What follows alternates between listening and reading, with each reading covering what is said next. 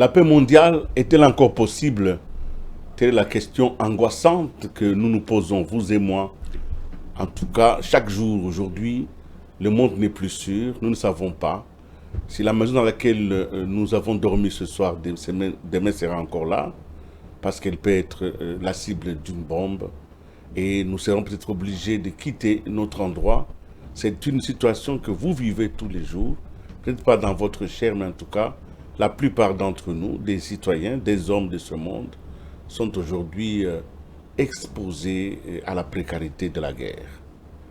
Vous avez compris, ce qui se passe aujourd'hui dans le Moyen-Orient ne peut laisser personne indifférent.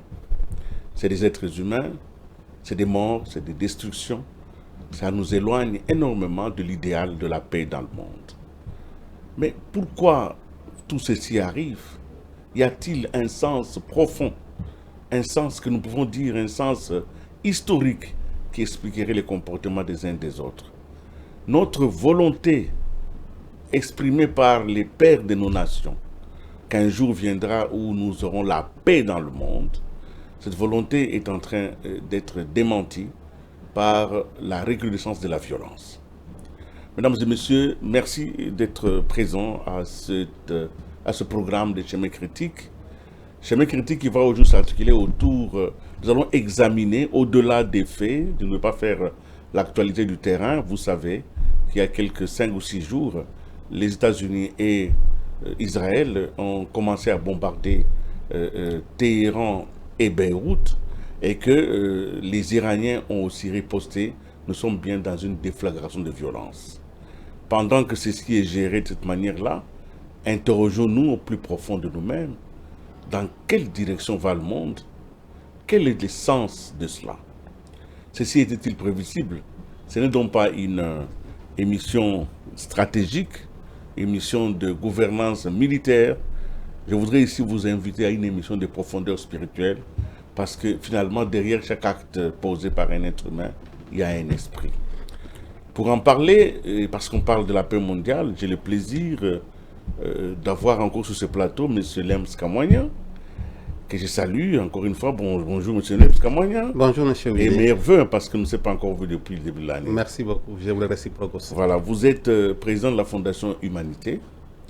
Vous êtes très intéressé par la question de la paix, parce que vous en faites effectivement un souci permanent. Je vous reçois aujourd'hui pour que l'on puisse parler de ce qui se passe. Jésus, dans la Bible, dit un jour à ses disciples qui étaient tourmentés, il leur dit, mais vous ne savez pas lire les signes des temps? Quand il fait sombre à l'est, vous savez qu'il va pleuvoir. Si ce qui se passe aujourd'hui était un signe des temps, ça annoncerait quoi? Voilà la question avec laquelle je commence avec vous. Merci beaucoup pour cette question, et je suis content que vous introduisez cette question avec la référence à une manifestation de Dieu, à un prophète de Dieu qui est Jésus, et qui a dit, quand il y a une tempête, vous avez une source, et la source, ce sont les Écrits saints. En d'autres termes, rien ne peut arriver dans ce monde sans que cela ne fasse partie du plan divin. Donc tout ce qui arrive pour les hommes spirituels, pour ceux qui croient en Dieu, ce n'est pas une surprise. Ce sont des choses qui étaient prévues pour arriver et qui deviennent en fait des préludes au plan ou à l'atteinte des objectifs ou à atteindre des niveaux vers lesquels le Seigneur veut nous conduire. Et les réponses ne peuvent se trouver que dans les Écrits saints, parce que c'est quelque chose qui est d'une haute intensité spirituelle que les communs des mortels ne peuvent pas percevoir. Alors, parce que vous parlez de spiritualité, et je vous prends au mot, il y a un homme qui était venu sur cette terre et qui a parlé de la paix. Il y en a beaucoup qui en ont parlé dans la Bible, dans les Corans, dans beaucoup de livres, mais celui-là, il a parlé de la paix. Et je voudrais citer ici Baha'u'llah, Baha'u'llah qui dit dans un des écrits, il dit « Le monde est en travail et son agitation croît de jour en jour. Sa face est tournée vers l'incroyance et l'obstination. Sa condition sera telle qu'il ne sait ni concevoir, qu'il ne sait, excusez-moi, sa condition sera telle qu'il ne serait ni convenable, ni décent de la dévoiler à présent. il s'obstinera longtemps encore dans la perversité. Ça, c'est à Baha'u'llah qui le dit. Exactement. Il dit ça et il le dit il y a longtemps, plus de 100 ans passés. Oui. Parce qu'il voit où va le On va monde. le monde. Mais en même temps, nous savons que la présence de Dieu est un signe de paix. Tout à fait. Pourquoi ces prophètes annoncent toujours des malheurs? Non, il n'a pas annoncé les malheurs. Il a posé un diagnostic. Et il nous a expliqué où va le monde. Vous voyez, vous parlez de Baha'u'llah, qui est le messager de Dieu. Et nous, en tant que Baha'i, nous disons que Baha'u'llah, c'est le messager de Dieu pour notre époque. Pourquoi on le dit? On ne dit pas que tous ceux qui sont arrivés avant lui n'ont pas apporté la bonne nouvelle. Nous sommes dans ce qu'on appelle la révélation divine progressive. Dieu s'est révélé à l'homme depuis bien longtemps. On vous dit, autant d'années, autant de milliers d'années avant Jésus-Christ, il y avait Abraham, il y avait Moïse. Ce sont les étapes. Et nous arrivons aujourd'hui à l'âge de maturité de l'humanité. Maintenant, l'humanité a besoin de recevoir un message qui est adapté à ces circonstances actuelles.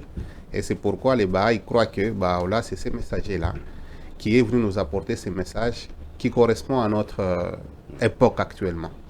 Et là, ce n'est qu'une introduction. Une introduction qui vous montre que voilà où va le monde.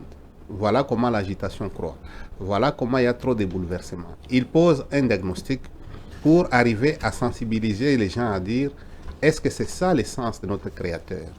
Et il ne s'arrête pas à ce diagnostic, il propose même un plan pour arriver à trouver la paix. Il n'est pas un prophète de malheur, mais c'est plutôt un prophète de paix.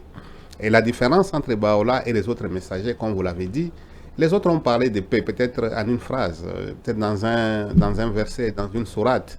Mais Baha'u'llah est allé en détail, en rentrant sur l'organisation qui doit être faite. Parce que cette paix, même si elle est d'origine divine, mais qui doit la mettre en œuvre? Comment on y arrive? Ce ne sont que des hommes, c'est des souverains. Et lui, il propose un chemin pratique pour arriver à cette paix.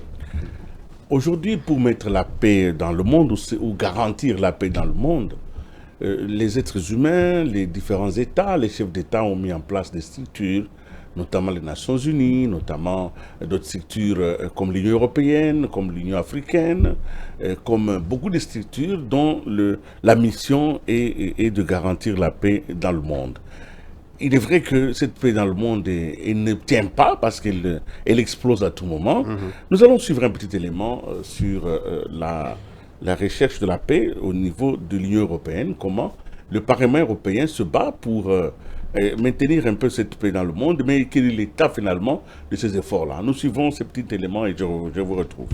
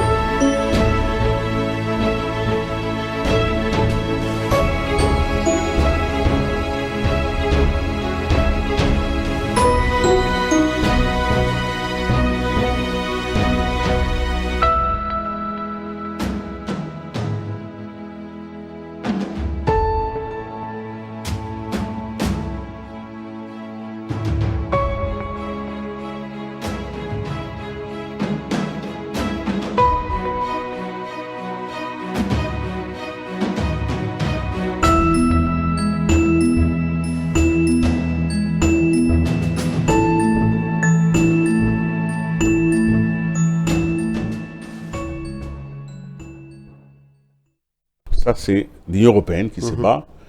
qui essaie de trouver des mécanismes pour maintenir la paix dans le monde. Mais je reviens encore à un extrait de la foi Baha'i. Ce que vous dites, et vous allez me dire pourquoi. Parce que, en suivant même les éléments, je vous ai vu un peu dubitatif. Mais là, ce que vous dites, aucun projet que les calculs de la politique la plus artiste, comme celle de l'Union européenne, puisse encore imaginer.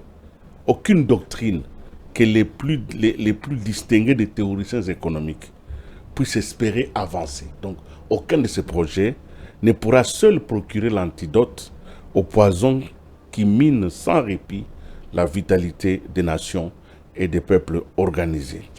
Alors, pour vous, la seule chose qui peut nous donner l'antidote pour pouvoir arriver à la paix, c'est l'adhésion sans réserve au programme divin que Baha'u'lláh a proposé avec simplicité et force. Vous l'avez appelé le plan des dieux en vue de l'unification de l'humanité en 7 âges. Tout à fait. Voilà, nous y sommes. Nous y sommes. Comment, expliquez-nous d'abord, dans quel contexte Baha'u'lláh avait proposé cette paix. Pourquoi vous pensez que la seule chose qui peut aujourd'hui amener l'humanité à la paix, c'est que l'humanité adhère au plan que Dieu a donné au travers de son prophète. Pourquoi? Exactement, parce que vous voyez, le plus important, c'est que nous voyons à travers tous les États du monde le rôle central que joue la spiritualité. Tout le monde reconnaît qu'il y a l'existence d'un Dieu qui a créé la terre et l'univers et qui régit tout ce qui est sur la terre, au ciel et entre les deux. Et tout le monde sait que dans tout ce que nous faisons, la parole de Dieu a une place centrale. La religion, c'est quelque chose qui réunit les gens et qui montre aux gens la direction à suivre. Nous ne sommes pas sur la terre seulement pour préparer le paradis, mais ce paradis, nous devons commencer à les vivre ici. Que le royaume de Dieu soit... Que ton royaume vienne. Que royaume vienne. Vienne ici sur la terre. C'est-à-dire que nous voulons les vivre à partir d'ici. C'est ainsi que Baha'u'lláh, et nous les Baha'is, nous disons, si nous voulons parler de la paix, ce n'est pas un kidam qui va s'élever pour dire, voilà ce que nous devons faire pour arriver à la paix. C'est trop grand. Les hommes ne peuvent pas comprendre ou parvenir à mettre en place un schéma pour arriver à quelque chose qui va unir non seulement des hommes, mais des nations et ramener la calmie sur la terre si ce n'est pas un plan divin, un plan qui est divinement établi par Dieu lui-même et qui est porté par un de ses messagers. C'est ainsi que lorsque Baha'u'lláh annonce cela, c'est ce que je vous ai dit tout à l'heure, on estime que Dieu a un plan pour cette humanité. Que doit faire l'humanité pour parvenir à la paix? Le scénario est déjà écrit. Les plans existent déjà. Tout ce qu'on a à faire, c'est de l'appliquer, d'adhérer à ces plans et de les mettre en œuvre. C'est ça la modeste contribution qui est la plus importante qu'apporte la foi Baha'i aujourd'hui. C'est pourquoi dans son message, Baha'u'lláh a parlé d'unité et de paix. Parce que s'il n'y a pas la paix, s'il n'y a pas l'unité, si on ne suit pas, si on n'adhère pas à ce que Dieu a voulu faire, nous sommes en train de tergiverser, nous sommes en train de tâtonner. Et dans cet tâtonnement, chacun est guidé par ses intérêts. Les gens, ils s'unissent et ils privilégient ce qui sert leurs intérêts. Or, ce qui est divin concerne tout le monde, ne peut pas servir un groupe au détriment d'un autre. Parce que c'est Dieu qui a créé toutes choses et tous les hommes sont en fait des enfants de Dieu. Alors, parce que j'ai parlé de savoir lire les signes des temps, oui, avant que vous ne développiez les propos que Baha'u'lláh nous propose pour la paix dans le monde, je suis quand même intéressé de comprendre. Mais finalement, c'est l'Iran qui est attaqué aujourd'hui par les Américains, mais Baha'u'lláh vient de l'Iran. Bon. C'est Israël qui attaque l'Iran aujourd'hui, mais la dépouille de Baha'u'lláh, en tout cas l'enveloppe terrestre qu'il a portée, est enterré en Israël. En Israël. Et nous connaissons la relation qu'il y a entre Israël et les États-Unis. Quel signe spirituel cela montre? Comment expliquer spirituellement que la nation terrestre de Baha'u'lláh soit aujourd'hui attaquée de manière... On pense même qu'il faut évacuer les régimes de Mollah. Il faut que ces régimes puissent cesser. Quelle est la lecture que vous en faites? Oui, c'est vrai, là nous rentrons sur un plan purement humain et sur le plan purement politique. Oui. La première des choses, comme vous le savez, la foi Baha'i n'est pas la bienvenue en Iran. Même en Iran, vous ne dites pas Parce que bienvenue. l'Iran, c'est un pays islamique. Théocratique. La religion, c'est la République islamique d'Iran. Pour eux, c'est la religion, c'est l'islam ou rien. Ils sont trop loin de concevoir cette diversité religieuse. Et lorsque Baha'u'llah s'est levé pour dire « Je suis le porteur d'un nouveau message pour l'humanité. Je suis un envoyé de Dieu, je viens avec un nouveau message », cela a été considéré comme un affront vis-à-vis de l'islam. De voir un de leurs fils s'élever pour dire « Écoutez, nous devons dépasser le stade de l'islam pour adhérer à un nouveau message, à une nouvelle religion que Dieu amène et laquelle est censée apporter la paix à travers le monde. » C'est ainsi qu'il a été arrêté, persécuté, et déporté jusqu'à se retrouver en Israël où il a mis fin à ses jours terrestres. Et il a été enterré là-bas. Mais malgré ça, l'animosité demeure. Les Bahaïs ne peuvent pas exercer leur religion en Iran. Ils continuent à être persécutés. Vous suivez aux Nations Unies, il y a plusieurs résolutions. Donc aujourd'hui, c'est comme on dit, nul n'est prophète chez lui. Baha'u'llah, qui est un messager de Dieu, qui a amené au fait un plan pour parvenir à la paix, mais les siens l'ont rejeté. Ils l'ont rejeté et il est allé se retrouver au niveau de l'Israël. Et les Bahaïs qui sont restés pour arriver à mettre ce plan, vous ne voulez pas qu'ils s'expriment, vous ne voulez pas qu'ils puissent vivre leur religion aujourd'hui. Et tout ça fait que, au niveau, c'est ce que je disais, c'est un problème humain, c'est un problème des régimes, des mollahs qui sont là et les autres. Pourquoi ils ne veulent pas faire de la place à la foi Bahaï? Pourquoi ils ne veulent pas comprendre, essayer de comprendre le message profond qui est le plan que Baha'u'llah a dû proposer? Il n'est pas venu chercher la souveraineté des hommes, il est venu juste apporter La paix. un message divin, un message de paix. Alors, je veux faire un parallélisme. Oui. Vous allez me corriger parce que je ne suis pas expert en la matière. Jésus, quand il est en vie, lui aussi, il est rejeté par Israël. Par Il ne les faut siens. pas par les siens. Il enseigne. Il dit même que il fait une prophétie. Il dit quand vous entendrez ces choses, fouillez, parce qu'aucune pierre ne restera sur pierre. Tout à fait. Il annonce donc une certaine une forme de réponse de Dieu, de la nature, par rapport au crime qui va être commis contre sa personne. Alors, vous allez voir que Israël va disparaître. En 70, c'est la déportation. La déportation. C'est jusqu'à 1948 48, simplement. Voilà. exactement. Alors, ce qui se passe avec l'Iran aujourd'hui, on est en train de croire qu'il y a un parallélisme. Que ça ne serait peut-être pas un signe des temps pour dire, voilà, vous avez reçu un envoyé, vous l'avez rejeté, voilà ce que vous récoltez aujourd'hui. Je tire des conséquences comme ça. Voilà. Je ne peux pas dire, mais je pense que c'est une des conclusions. Oui. Certains esprits sensés peuvent arriver à ça. Et pour leur dire, est-ce que nous voulons continuer à vivre sous menace? Quand on dort, on ne sait pas. Quand il fait nuit, est-ce qu'on va se réveiller vivant ou pas? Ou nous voulons vivre dans un monde où il y a la paix? Est-ce qu'aujourd'hui, pour construire la paix, devons-nous continuer avec des menaces, avec des préparations militaires, avec tout ce qu'il y a là? Avec la nucléarisation de l'économie. Voilà. C'est tout ça qui doit faire réfléchir les gens et savoir, par rapport à ça, et un plan de paix qui est proposé, qu'est-ce qui serait plus facile à suivre? Je crois qu'on adopterait plus vers un plan de paix. Nous allons, pour ceux qui viennent de nous rejoindre, nous sommes ici à Chemin Critique, je reçois M. Lems Kamoigna dans cette émission magnifique, parce que ce que vous dites là va intéresser certainement plusieurs Congolais qui nous suivent.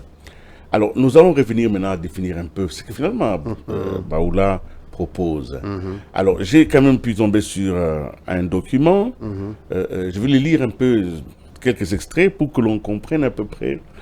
Il y a plus de 60 ans, dans une tablette écrite à la reine Victoria, Baha'u'llah s'adressant à l'Assemblée des souverains de la Terre. Donc il écrit à tous les dirigeants de la Terre.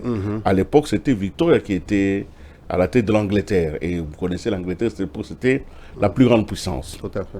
Alors, je vous lis l'extrait et puis vous allez commenter. Vous connaissez mieux ça que moi. Mais pour nos téléspectateurs, Baha'u'llah dit: en s'adressant au souverain. Et je pense que ces propos peuvent même être aujourd'hui réactualisés. C'est comme s'il s'adressait aujourd'hui au souverain. Consultez-vous et que votre seul souci soit ce qui profite au genre humain et en améliore la condition. Considérez le monde comme le corps humain qui, bien que créé complet et parfait, a été affligé pour des causes diverses, des maux et des souffrances graves. Loin de lui laisser le moindre répit, ces maladies n'ont fait que croître en gravité, car il a été livré au traitement des médecins incapables, qui ont éperonné les coursiers de leurs désirs terrestres et se sont cruellement trompés. Et s'il arriva que grâce aux soins d'un médecin compétent, un des membres de ce corps fut guéri, les restes en demeura aussi souffrant qu'auparavant. Voici ce que vous annonce l'omniscience, l'omniscient, le très sage. C'est que le Seigneur a ordonné comme les remèdes souverains et l'instrument le plus puissant pour la guérison du monde entier et l'union de tous les peuples en une cause universelle, en une foi commune. Ceci ne peut être atteint que par le pouvoir d'un médecin habile, tout-puissant et inspiré. Ceci vraiment est la vérité et tout le reste n'est qu'erreur. Ça, c'est ce qu'il écrit au souverain. Dans un autre passage, Baha'u'llah ajoute ces paroles. Laissez-moi vous les lire. Nous vous voyons augmenter chaque année vos dépenses et en rapporter les fardeaux sur le peuple que vous gouvernez. Ceci en vérité n'est rien d'autre qu'une grave injustice. Craignez les soupirs et les larmes de cet opprimé et n'accablez pas vos peuples au-delà de ce qu'ils peuvent supporter. Réconciliez-vous afin de n'avoir besoin d'autres armements que ceux qui sont nécessaires à la sauvegarde de vos territoires et de vos possessions. Soyez unis, ô assemblée des souverains du monde, car ainsi sera apaisée la tempête de discorde qui souffle parmi vous, et vos peuples trouveront le repos. Si l'un d'entre vous prend les armes contre un autre, levez-vous tous contre lui, car c'est là que justice manifeste. Voilà ce qu'il dit, et racontez-nous. Il dit ça à la reine Victoria dans une tablette. Est-ce que ce message avait été lu au souverain à l'époque? Oui, effectivement, pendant sa révélation, Baha'u'llah avait adressé plusieurs tablettes, comme on dit, à plusieurs souverains de la terre, pour leur dire, est-ce que vous prenez la bonne direction? Aujourd'hui, si nous voulons servir la cause de la paix, même s'il y a un adage qui dit qu'il veut la paix prépare la guerre, mais ce n'est pas ce que Dieu veut pour qu'il y ait la paix. Parce que les hommes ou les souverains du monde, c'est des créatures de Dieu. Et ces créatures ne peuvent pas s'élever à un niveau d'intelligence ou de conception que le Créateur lui-même. C'est ainsi que Baha'u'llah dit, ce que les dirigeants sont en train de faire, ça ne peut pas ramener la cause de la paix. Parce qu'ils ne perçoivent pas toutes les facettes. Et la direction qu'ils sont en train de prendre, c'est une direction qui est opposée à la paix. Parce qu'aujourd'hui, comme il dit, on prend les impôts que les gens payent. On achète des armes. Les États se comparent aujourd'hui comme étant une puissance nucléaire. On compte le nombre d'armes. On compte le nombre d'ogives nucléaires. Est-ce que c'est ces ogives nucléaires qui vont ramener la paix ou qui amènent l'humanité vers sa destruction? Bon, la guerre à laquelle nous faisons allusion aujourd'hui, on dit il faut empêcher à l'Iran de développer l'arme nucléaire pendant que les autres ont ces armes. Et ça coûte combien pour investir dans cet armement? Est-ce que c'est cet armement qui rassure qu'il y ait effectivement la paix? C'est ainsi qu'il a dit que ce que vous faites, c'est injuste. Vous prenez l'argent des contribuables, de vos citoyens, au lieu de l'utiliser rationnellement, vous mettez vers quelque chose qui rend le monde, qui devient carrément un brasier. C'est-à-dire, au lieu d'éteindre les feux, vous préparez les conditions pour allumer un grand feu qui peut brûler le monde entier.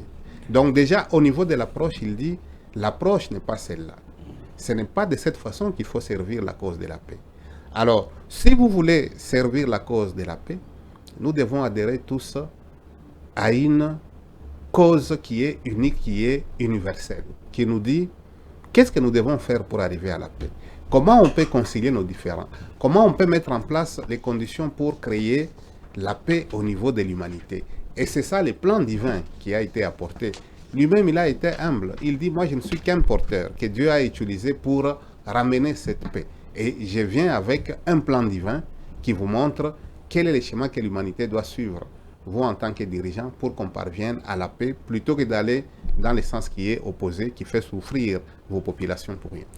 Quelques semaines avant le déclenchement des hostilités au Moyen-Orient, un des présidents majeurs de cette planète, Donald Trump, a mis en place ce qu'il a appelé le Conseil mondial de paix. Donc, avec l'idée que désormais, il est possible, dans une coopération, dans une collaboration, mettre en place finalement, peut-être, je me suis dit, mais est-ce qu'il n'est pas en train de mettre en place finalement le plan que Baoula avait prescrit? Alors, nous allons réfléchir un peu la mémoire, nous allons suivre ce petit extrait qui va nous rappeler à peu près l'initiative de Donald Trump sur le Conseil mondial de la paix. Est-ce que c'est cela qui va mettre en place les structures finales pour la paix dans le monde? Suivons.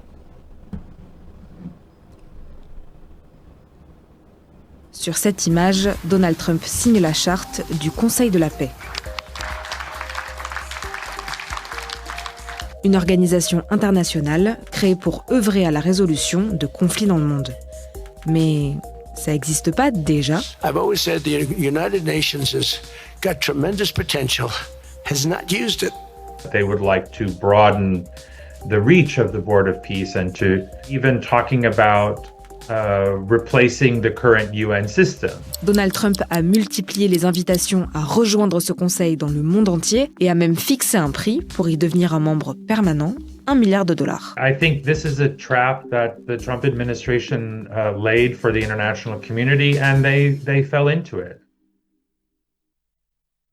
Au départ, ce conseil s'inscrit dans la seconde phase du plan de paix pour Gaza de Donald Trump, adopté par l'ONU le 17 novembre. Ce conseil devait superviser le Comité national palestinien pour l'administration de la bande de Gaza, censé être mis en place pour gouverner le territoire. Il devait donc limiter son rôle à Gaza et se clore en 2027. Et si nous en parlons au passé, c'est parce que les plans de Donald Trump semblent avoir changé. So it's clear that Gaza might be the beginning, but it isn't the end of the Board of Peace as far as the Trump administration is concerned. And it may, that secondary role of kind of replacing existing multilateral institutions might even be more of a priority than its primary function in Gaza. La charte du Conseil de la paix, signée ce 22 janvier, montre ce nouvel objectif. Le Conseil de la paix est une organisation internationale qui vise à promouvoir la stabilité et à garantir une paix durable dans les régions touchées ou menacées par des conflits. Dans cette charte, Gaza n'est jamais mentionnée, pas plus qu'une limite de durée. On peut également y lire « Une paix durable exige le courage de s'écarter des approches et des institutions qui ont trop souvent échoué. Il y a la nécessité d'un organisme international de consolidation de la paix, plus agile et plus efficace. » It has very little legitimacy and no institutional foundation and no organizational history, and so it's no rival for the United Nations. Le fonctionnement de ce conseil est encore flou. Il serait présidé par Donald Trump lui-même, qui disposerait d'un droit de veto sur chaque décision, et c'est également lui qui déciderait de qui en fait partie et qui en est exclu. We have a proposal here from the American government that basically puts things in Trump's hands and in the hands of his colleagues, and to have them in charge. Le 16 janvier, la liste du conseil exécutif de l'organisation est sortie. Tous ont été nommés par Donald Trump et tous sont des proches du président. Marco Rubio, son secrétaire d'État, Jared Kushner, son gendre, Steve Witkoff, son envoyé spécial au Moyen-Orient, ou encore Mark Rowan, milliardaire américain, patron d'un fonds d'investissement. Mais ce cercle fermé pourrait s'agrandir. Au total, 60 dirigeants ont été invités par Donald Trump à rejoindre le Conseil de la paix. Parmi eux, Vladimir Poutine. В настоящий момент мы изучаем все детали этого предложения, в том числе надеемся на контакты с американской стороной с тем, чтобы прояснить все нюансы. Emmanuel Macron, qui a d'ailleurs refusé, s'attirant les foudres de Donald Trump. Did he say that? Well, nobody wants him because he's going to be out of office very soon. So, that's all right. What I'll do is if they feel like Costco, I'll put a 200% tariff on his wines and champagnes, and he'll join. But he doesn't have to join. Ou encore le Premier ministre canadien, Mark Carney. The president raised it with me a few weeks ago. I said, in principle, yes. Is $1 billion reasonable, though? I mean, that's one of the issues. Look. Car oui, Donald Trump demande aux dirigeants qui veulent participer à ce conseil de payer $1 milliard pour y avoir un siège permanent. Autrement, leur mandat ne durera que 3 ans. Mandat qui ne pourra être renouvelé que par Donald Trump. Hesitance in signing up to things is understandable since it's so unclear what this is meant to be. And this is, I would suspect, kind of intentional on Trump's part, that it's not clear if he's looking for a coordination to rebuild Gaza or if he's thinking more about global governance as a broader institution. Parmi les pays qui ont accepté l'invitation à rejoindre ce Conseil de la paix, il y a par exemple la Hongrie, la Biélorussie, l'Argentine et Israël.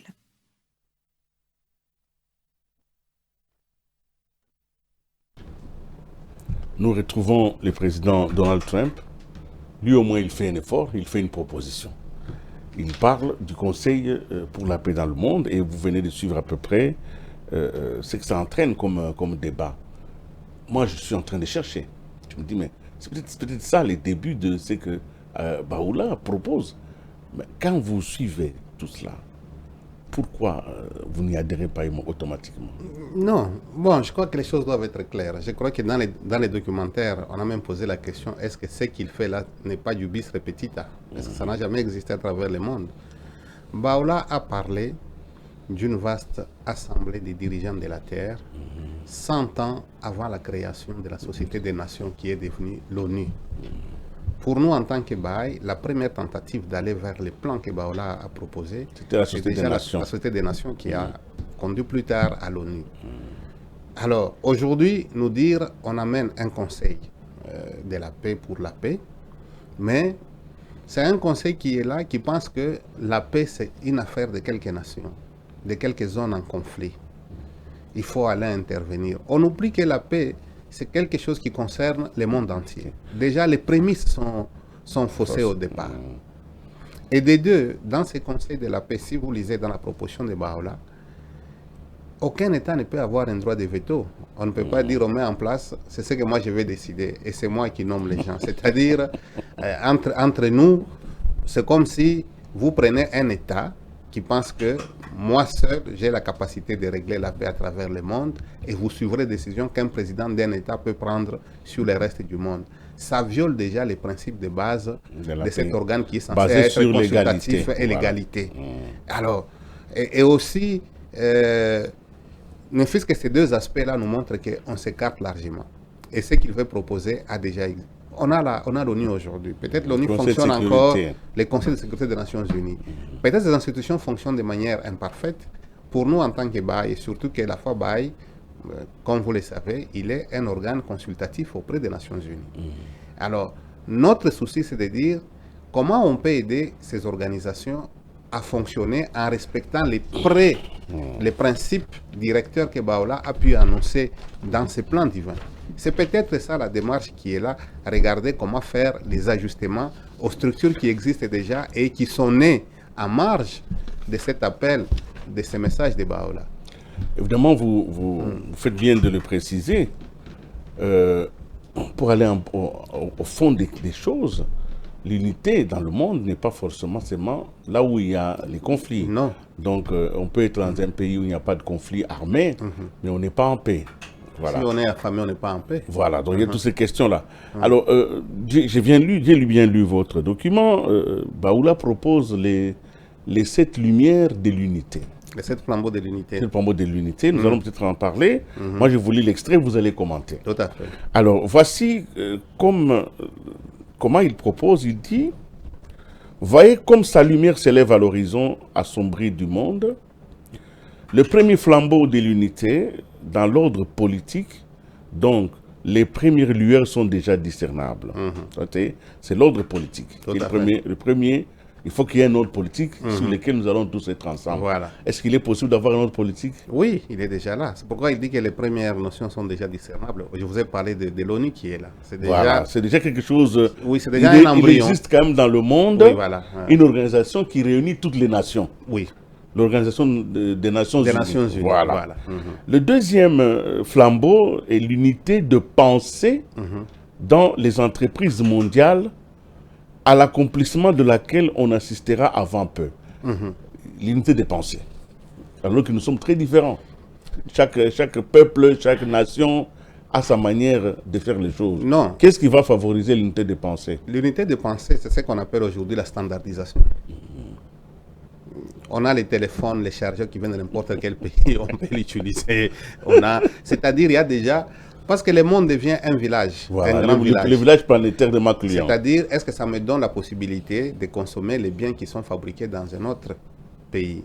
Alors, les comètes de mortels appellent ça la standardisation, la prise à telle dimension. Quand tu prends une fiche qui a telle dimension, ça peut accéder. Ça a été fabriqué par un Chinois. Non. Nous sommes dans une consommation standardisée. Oui, cette standardisation, c'est-à-dire, on a une unité de pensée pour permettre d'appliquer ce qu'on appelle la division internationale du travail. Ce qui est produit ici peut être consommé à travers le monde entier sans qu'il y ait aucun problème. Et ça finit par produire quand même une culture et une de pensée complémentarité. Pour dire ce que moi je manque, je peux l'obtenir chez l'autre. Donc voilà. nous vivons dans ce monde où la complémentarité entre les nations devient quelque chose de concret, d'évident, parce que il y a cette unité, on s'est dit, bon, même quand vous regardez des choses comme les avions, on vous dit, non, tel composant, il est fabriqué là-bas, tel composant vient de tel pays, les sièges. C'est-à-dire, c'est des choses qui sont assemblées en prenant les éléments qui sont fabriqués à travers. Mais vous ne pouvez pas les faire si vous n'avez pas la même pensée. Donc, il existe dans la survie de l'humanité la nécessité de créer une même pensée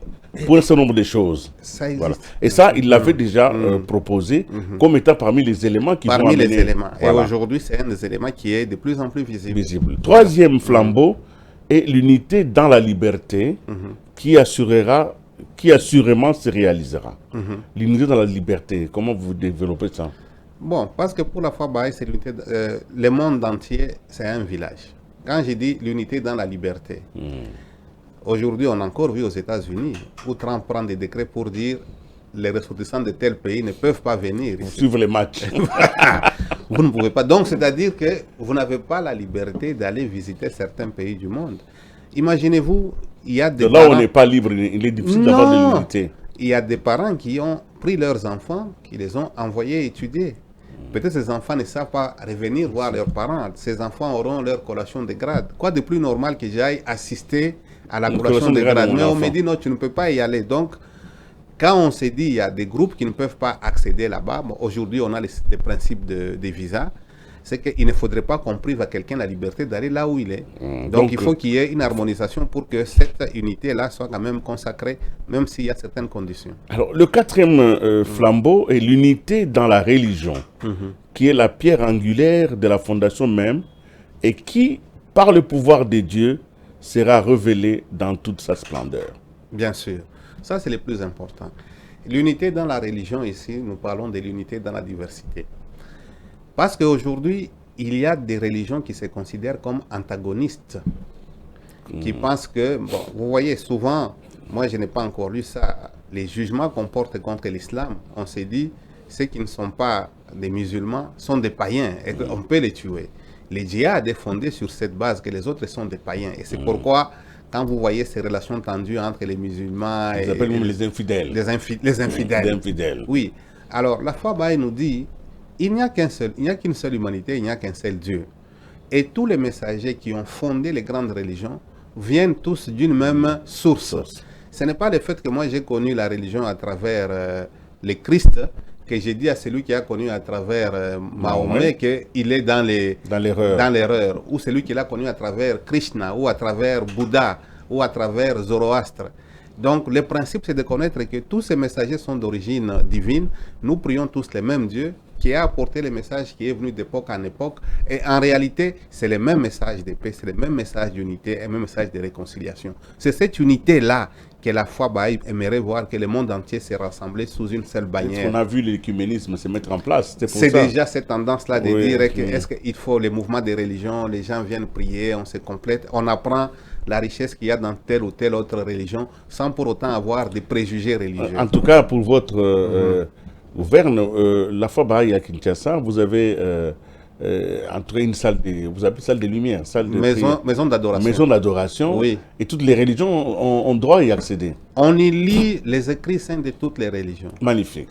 Si vous arrivez là-bas, vous allez trouver que on peut lire le Coran, on peut lire dans n'importe quel autre écrit saint. Voilà. Le 5e flambeau est l'unité des nations, une unité qui sera fermement établie dans le courant de ce siècle et qui entraînera tous les peuples du monde à se considérer comme les citoyens d'une même patrie. Ça, c'est à la suite. Bon, on a dit l'unité dans le monde politique, ça c'était le début, mais l'unité des nations. Déjà, nous avons parlé de l'ONU, qui essaie de mettre toutes les nations ensemble, et c'est là qu'il y a un grand travail à faire. Parce qu'au sein de cette unité des nations, déjà, le principe, c'est un principe d'égalité, un principe paritaire. Oui, oui. Toutes les nations estiment que si j'ai un problème, c'est un super État mondial que nous mettons en place qui peut résoudre tous les petits problèmes qu'il y a parmi nous, mais au même pied d'égalité. Alors, c'est ça l'unité des nations. Mais ce que nous vivons aujourd'hui avec quelques membres du Conseil de sécurité, avec ceux qui ont les droits de veto, ça empêche certains de considérer que l'unité des nations est réalisée parce que nous n'avons pas de droits égaux. Les plus forts sont en train de mépriser les faibles alors que les autres vont fermer la bouche. Absolument. Alors là, il n'y a pas cette unité. Le 6e flambeau est l'unité des races, qui fera de tous les habitants de la terre, des peuples et des tribus, une seule race. Oui, c'est la race humaine.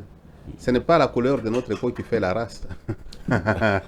Parce que Baola considère que l'humanité c'est comme un jardin.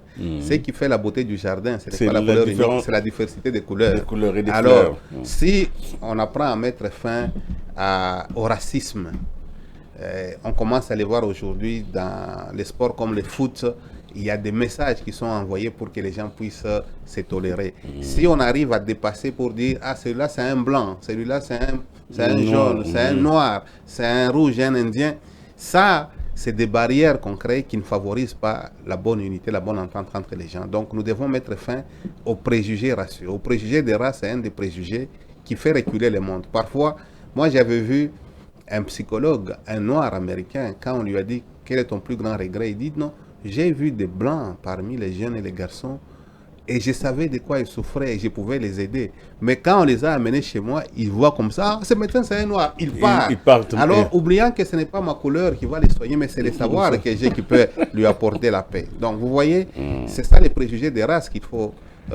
Alors, le dernier flambeau est l'unité de langage, c'est-à-dire le choix d'une langue universelle que tous les peuples apprendront et dans laquelle ils converseront. Tout ceci s'accomplira inévitablement car la puissance du royaume de Dieu portera ici aide et assistance à sa réalisation. Bien sûr, c'est ce que nous appelons la langue auxiliaire universelle. On sait que dans les différentes parties du monde, il y a plusieurs langues. Chez nous ici, nous avons peut-être plus de 400 dialectes. Chacun parle dans sa langue. Est-ce que ça nous empêche d'être tous les Congolais? On a trouvé une langue qui nous permet de communiquer. Chacun ne vient pas avec sa langue maternelle. Si on arrive à réussir ça dans un pays comme le nôtre avec plus de 400 dialectes, on arrive à se considérer tous comme des Congolais. Pourquoi au niveau du monde ça serait difficile? C'est pourquoi il avait dit, pour des besoins de communication, d'écriture, en plus de nos langues maternelles, nous devons avoir une langue auxiliaire qui va être... et je pense aujourd'hui, quand vous voyez l'évolution du monde, on sent qu'il y a une langue qui prend les dessus, qui peut être choisie comme étant la langue auxiliaire universelle. Oui, c'est peut-être l'anglais qui sait, peut-être, pourquoi pas. Voilà. Ça pourrait être la langue que tout le monde parce doit apprendre. Aujourd'hui, tu peux ne pas connaître une langue, mais quand tu connais l'anglais, tu es à l'aise. À l'aise dans le monde entier. Voilà, c'est ça l'unité du langage auquel on va faire. Alors, c'est un schéma, qu'il propose avec les 7 flambeaux pour pouvoir construire finalement cette unité, cet ordre mondial. Mais je me dis, mais est-ce que c'est possible? Est-ce que face à la qualité de l'homme aujourd'hui, face aux dérives de l'homme, face aux égocentrismes, face au nationalisme, à tout ce que les hommes font aujourd'hui, est-ce que ce n'est pas un rêve chimérique? Est-ce que Baoula ne nous a pas amenés dans les nuages? Mais non, comment ça? Vous savez qu'il y a un décret divin. Vouloir ou pas, ça va s'appliquer. Même pas par nous les Bahaïs. Parce que c'est Dieu qui a décidé que le monde va aller dans ce sens-là. Que vous le vouliez ou pas, cela va se réaliser. Et les quelques exemples que nous venons, qu'on vient de partager ici, vous montrent que c'est la direction dans laquelle se dirige le monde. Vous voyez, ce n'est pas chimérique parce que c'est Dieu qui l'a décidé. Et le monde aujourd'hui, que vous le vouliez ou pas, même moi quand je discute avec les gens qui me parlent de la foi Bahaï, je me dis, mais la spiritualité là, je peux vous dire que Baoula peut-être n'a rien ajouté de plus. C'est le même message spirituel qu'on a toujours eu dans la Bible, chez Abraham, les mêmes commandements. Peut-être on les présente sous une autre façon. Mais l'apport le plus important, c'est de dire comment ramener ces pouvoirs divins, ces royaumes de Dieu sur la terre. Il propose un schéma. Et il vous dit, ce schéma-là, lui n'a été qu'un porteur. Que vous le vouliez ou pas, nous allons nous retrouver là-dedans. Et nous allons y arriver. Et je peux vous donner un exemple par analogie. Vous êtes chez vous à la maison. Il y a des pays où les gens, ils dorment les portes ouvertes. Parce que personne ne viendra cambrioler. N'est-ce pas? Mais quand on voit quelqu'un, il commence à prendre des mesures. Aujourd'hui, il est cambriolé, demain, il est cambriolé. Qu'est-ce qu'il fait? Il ferme. Il prend des mesures pour mettre ceci. On voit chez nous, dans certaines maisons, des caméras, d'autres qui mettent des histoires. D'autres mettent même des fétiches. Des fétiches, d'autres même des casseroles. Quand ça tombe, ça peut nous réveiller. Oui, oui. C'est-à-dire, c'est lorsque l'agitation, c'est lorsqu'on sent que la condition de la paix devient de plus en plus mauvaise, que les hommes se lèvent pour renforcer les mesures, pour arriver à mettre cette paix. Vous ne pouvez pas mettre la paix si tout est calme. Alors la paix devient une denrée rare lorsqu'on se rend compte que là où nous allons... On l'a perdu. On l'a perdu. Et ce que nous vivons aujourd'hui, ça ne doit pas être un signe de découragement, c'est plutôt un signe du temps pour nous dire, maintenant regardons, est-ce que nous allons dans la bonne direction? Qu'est-ce que nous devons faire pour aller vers la paix? Et la solution, c'est celle qui est précédée. On a un plan divin qui est proposé et nous devons aller en direction de ce plan.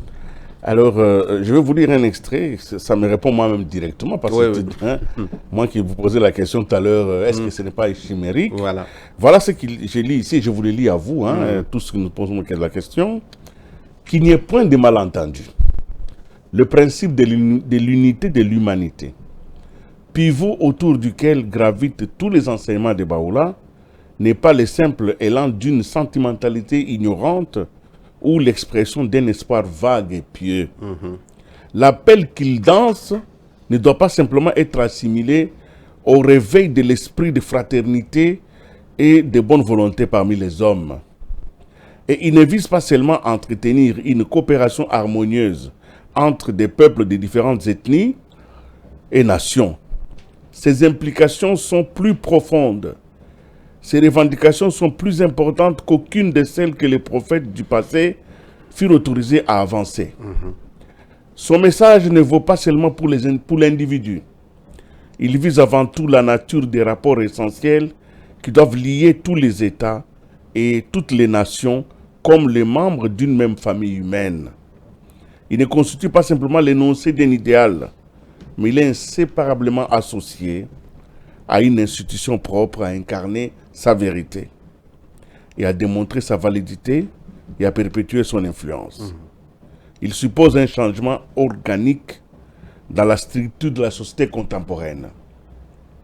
Un changement tel que le monde n'en a jamais connu. Je termine par là. Il constitue un défi à la fois audacieux et universel au mot d'ordre désuète des credos nationaux. Credos qui ont fait leur temps et qui, selon le cours normal des événements, réglés et contrôlés par la Providence, doivent céder la place à un nouvel évangile, foncièrement différent et infiniment supérieur à ce que jusqu'ici, il n'a été donné au monde de concevoir.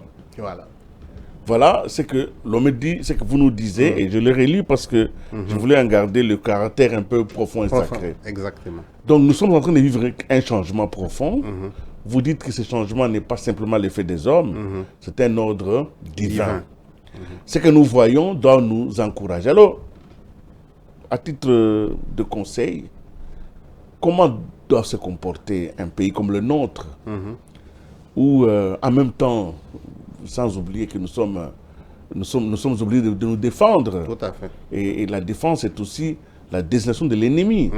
Comment nous protégeons notre pays tout en travaillant à l'unité de la race humaine. Oui, ça c'est la question fondamentale. Et je crois que vous touchez à un point très sensible. En réalité, j'ai parlé tout à l'heure des ajustements. Parce que les embryons, les préludes de tout ce que Baola a prévu, c'est en train de se mettre en place d'une manière ou d'une autre. Mais ça ne fonctionne pas encore de manière aussi rationnelle ou aussi précise que telle que lui-même il avait prévu. Qu'est-ce qui nous manque aujourd'hui? Aujourd'hui, nous disons, nous sommes en guerre. On est agressé par les Rwandais aujourd'hui. C'est une chose. Nous allons nous battre. Aujourd'hui, c'est l'Iran qui est en guerre contre les États-Unis et l'Israël et s'embrase toute la région. On voit les autres pays. Il y a l'Ukraine qui est là avec la Russie. Et dans plusieurs endroits de la Terre, il y a de telles vagues qui se posent. C'est ainsi que, quand vous comprenez la portée du message de Baola, il s'est dit, dois-je aller pour régler ces problèmes sectaires ou je regarde les problèmes au niveau de l'ensemble de l'humanité? C'est là qu'il a proposé qu'il y ait cette vaste assemblée d'hommes. Comment doit fonctionner cette société des nations? Et même les armements, les pays vont chercher les armes. Pourquoi? Comment tous les pays du monde, quand ils vont se mettre ensemble, c'est pour parler et voir comment promouvoir la cause de la paix. Parce que si nous nous mettons pour parler, propager la paix, et il a même ajouté en disant, si une nation s'élève contre une autre, tous les pays du monde devraient s'élever pour l'en empêcher. C'est pourquoi il a dit, il faut conclure un traité qui doit réunir toutes les nations. Et ce traité-là, c'est comme nous le faisons avec la Constitution, ça doit être validé et approuvé par la race humaine. C'est comme si chaque pays doit prendre ces traités-là, il l'amène chez lui comme on fait les référendums, pour dire nous adhérons à ça. Et dans ces traités, la cause principale qui sera là-bas, c'est de voir comment arriver à ramener la paix dans le monde. Les délibérations vont regarder comment faire en sorte qu'il y ait la paix. Et cette paix, ce n'est pas seulement au niveau politique, au niveau des armes. Nous avons vu tous les autres éléments. Parfois, on dit, les guerres là, oh non, derrière la guerre contre l'Iran ou le Venezuela, c'est le pétrole qui est là. Derrière ça, c'est tel couloir économique. Donc, il ne faut pas négliger les autres aspects qui soulèvent ces tensions entre plusieurs nations. Donc, la paix, quand nous parlons, ce n'est pas vous êtes en paix parce qu'il n'y a pas de guerre, moi je ne suis pas en guerre. La paix a plusieurs autres dimensions. La paix a aussi d'autres éléments qui l'alimentent.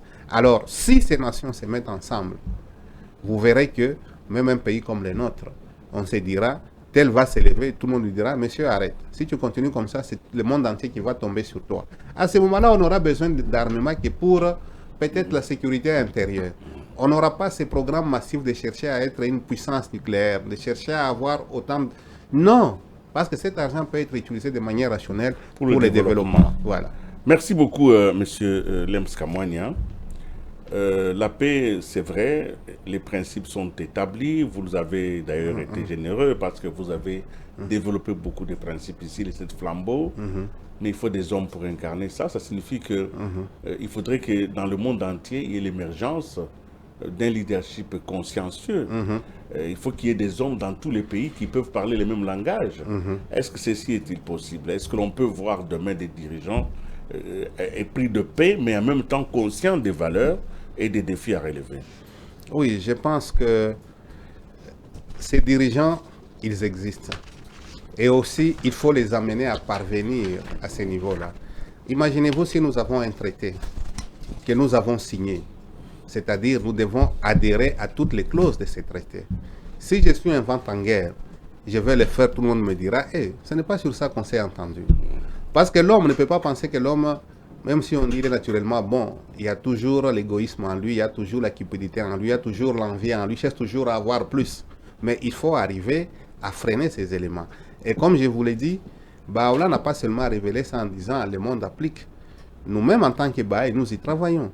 On travaille pour apporter ces messages. On met en place des institutions au niveau des Nations Unies à New York, à Genève, ici chez nous aussi à Addis Abeba, il y a des institutions. À Jakarta, en Indonésie, il y a des institutions qui sont là comme des organes consultatifs auprès de ces organisations régionales pour leur dire voici la voie à suivre. Et on continue à parler au cœur de l'homme parce qu'il s'agit d'un problème spirituel. Et la seule personne qui a la capacité de transformer le cœur de l'homme, c'est Dieu. Et tant que c'est son plan, avec les conseils, avec les prières, nous sommes conscients qu'on va parvenir à cette paix. C'est tout un processus, on y travaille, il a des étapes. Peut-être nous aujourd'hui nous voyons quelques préludes qui n'existaient pas avant, mais avec le temps, qui sera ce que sera le monde dans 30 ans, dans 50 ans? Ça serait autre chose. En tout cas, avec cette conclusion puissante, nous allons mettre fin à cette émission. Vous avez été certainement nombreux à suivre ce soir chez Mes Critiques. Notre but était justement de nous poser la question, la paix est-elle encore possible dans le monde au regard de l'actualité flagrante?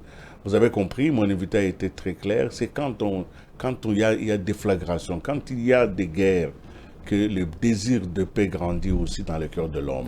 Et je pense que même tous les belligérants, tous ceux qui sont en train de se battre aujourd'hui, ils attendent la possibilité, le moyen par lequel ils vont arriver à la paix. Parce que l'homme est un être de paix, et généralement, c'est quand il est souvent confronté à des impasses qu'il arrive à la violence. Merci d'avoir été avec nous. Merci beaucoup, c'est un plaisir d'être sur votre plateau. Merci aussi. Alors, mesdames et messieurs, c'est fini pour ce soir chez Mes Critiques. J'espère que vous avez été satisfaits. En tout cas, réagissez. Cette émission va être diffusée sur notre station YouTube aussi. Vous avez la possibilité de donner vos points de vue. Vous pouvez aussi aller sur notre page Facebook, même sur WhatsApp, pour pouvoir réagir et pourquoi pas continuer la discussion avec Lems Kamwanya, président de la Fondation Humanité. C'est donc par ici que nous mettons un point final à ce programme et nous vous souhaitons de rester fidèles à Géopolis Télévision parce que nous viendrons régulièrement vers vous avec des émissions qui édifient et qui construisent finalement ce chemin vers la paix. Au revoir.